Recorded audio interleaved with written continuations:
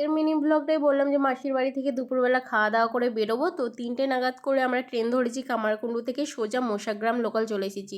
দেখো মাও উঠে আসে, মায়েরও শরীরে খুব কষ্টও হচ্ছে কারণ মা অনেক দিন ধরে অসুস্থ, কিন্তু কিছুতেই হচ্ছে না। আর এখানে বড়দিও যোগ দিয়েছে। বড়দির শ্বশুর বাড়িটা হচ্ছে মোশাগ্রামটাই কাছে, আর মোশাগ্রামে আমি এই প্রথম এলাম। আর বড়দির সব চেনা জানা আছে, কারণ ও তো মামা বাড়িতে থাকতো জাপানে, তাই সব কিছুও চেনা জানা। তারপরে আমরা সোজা মামাবাড়ি চলে এসেছি। ডাক্তার দেখিয়ে ডাক্তাররা বললো তো ওষুধ দিয়েছে, দেখা যাক এবার কি হয়, যন্ত্রণাটা কমে কিনা। আর এদিকে মাইমা লুচি আর ডাল করেছিল, সেদিন গুরু পূর্ণিমা ছিল। আর তারপরে খাওয়া দাওয়া করে মেহেন্দি করতে বসেছি। বোন বলল চল মেহেন্দি করে দিই, তো আমিও ভাবলাম অনেক দিন মেহেন্দি হয় না, মেহেন্দি করতে থাকি। তারপরে তোজো এখানে মানে কি বলবো, ও দির পিঠে বড়দির পিঠে মশা বসেছে, সেটাই মেরেছে।